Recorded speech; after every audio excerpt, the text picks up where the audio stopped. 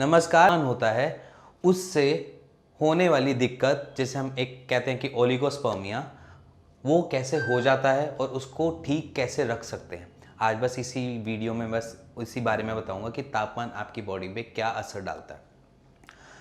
मान लीजिए अगर आपके स्कॉटम स्कॉटम माने आपकी अंडकोश की थैली को 2 डिग्री टेम्परेचर अगर ज़्यादा मिलता है तो वहाँ पर वो स्पर्म नहीं बनाती। वहाँ पर देखा जाता है कि लोगों को ओलिगोस्पर्मिया हो गया है, या जिसको हम कहते हैं कि स्पर्म काउंट कम हो जाना, एक इनफर्टिलिटी के कैटेगरी में खड़े हो जाना। अगर आप जानोगे किस वजह से ये दिक्कत हो रही है, उससे पहले ये जान लीजिए कि कितना टेम्परेचर हमारे स्कॉटम को चाहिए होता है और इसके साथ हमारे टेस्टिकल्स को कितनी पार लगती है स्पर्म बनाने के लिए, वो भी चीज़ जानते हैं। बट सबसे पहली चीज़ जानते हैं कि ये प्रॉब्लम आती कहाँ से, स्टार्ट कहाँ से होती है। देखो, टेम्परेचर बेसिकली हमारी शरीर का होता है 37 डिग्री, बट हमारे स्कॉटम की थैली का टेम्परेचर होता है 35 डिग्री, 35 डिग्री।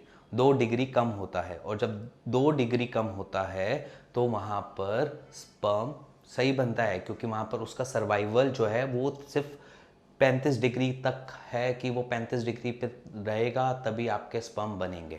अगर वहाँ पर अगर आपको वेरिकोसील जैसी प्रॉब्लम हो जाती है जो मेंटेन नहीं कर पाता आपके टेम्परेचर को, स्कॉटम के टेम्परेचर को, वहाँ पर आप एक इनफर्टिलिटी के पेशेंट बन जाते हैं, या समझ लीजिए ओलिगोस्पर्मिया के पेशेंट बन जाते हैं। और आप जैसे गर्मियों में नॉर्मल जाते हैं, गर्म बाइक पे बैठते हैं, या आप बहुत टाइट कपड़े पहनते हैं जिसकी वजह से आपका स्कॉटम जो है वो हमेशा शरीर के साथ लगा रहता है। स्कॉटम अंडकोश की थैली जो आपके हमेशा शरीर के साथ चिपकी रहती है, जिसकी वजह से ओलिगोस्पर्मिया हो सकता है या आपको हो जाता है। या जैसे गर्मियों के टाइम पे गरम गरम सीट होती है, हम उस पर बैठ जाते हैं, उसके टेम्परेचर की वजह से स्कॉटम का टेम्परेचर बढ़ जाता है, जिसकी वजह से आपके स्पर्म का सर्वाइवल कम हो जाता है। और जहाँ पर स्पर्म का सर्वाइवल कम हो गया, वहीं पर देखते हैं कि आप ओलिगोस्पर्मिया के पेशेंट बन गए।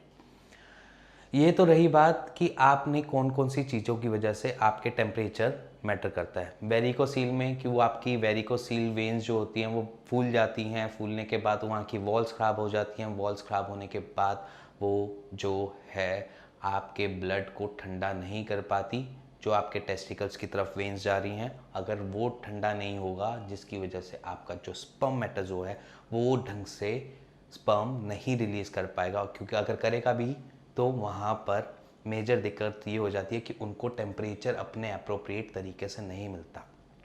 अगर स्पर्म को अप्रोप्रिएट तरीके से टेम्परेचर नहीं मिलेगा तो वो डेवलप नहीं होंगे, प्रोड्यूस नहीं होंगे, जिसकी वजह से आप एक ओलिगोस्पर्मिया के पेशेंट बन जाते हैं, या फिर नील स्पर्म के पेशेंट बन जाते हैं।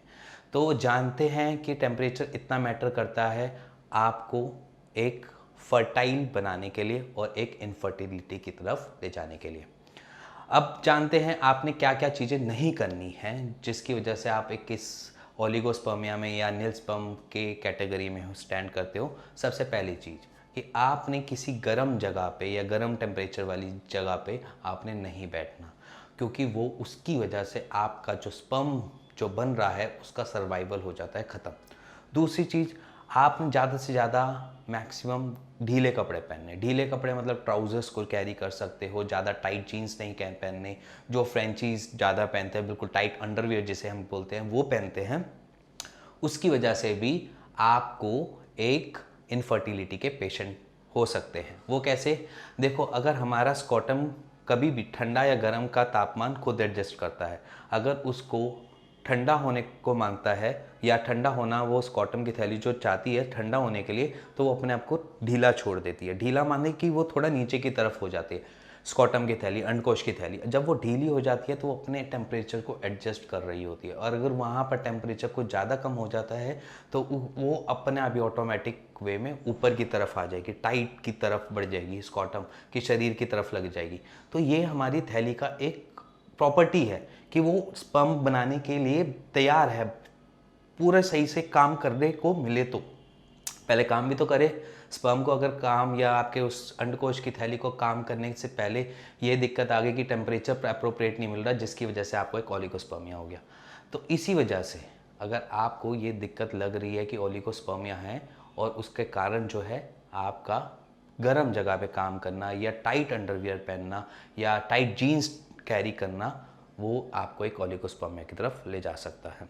और अगर आपको किसी बारे में क्वेरी हो, अपने नील स्पर्म के काउंट के बारे में या ओलिगोस्पर्मिया के बारे में जानने की या वेरिकोसील के बारे में जानने की, तो नीचे दिए हुए नंबर पे आप हमें कांटेक्ट कर सकते हैं। हमारे यहाँ के डॉक्टर से परामर्श ले सकते हैं और जान सकते हैं। और इवन अब तो हमने एक व्हाट्सएप स्टार्ट किया है जहाँ पर आप अपनी रिपोर्ट्स और नंबर हमें व्हाट्सएप कर सकते हैं और हमारे डॉक्टर्स खुद आपको कॉल करके आपकी रिपोर्ट की बेसिस पे आपको एक ट्रीटमेंट प्रोवाइड करवाते हैं, या समझ लीजिए वो आपको एक सलाह देंगे या आपको जो दिक्कत लग रही है उससे बाहर निकलने का एक सॉल्यूशन देंगे। सो अगर आपको ये वीडियो पसंद आई तो please like share bell icon दबा दीजिएगा। Thank you very much.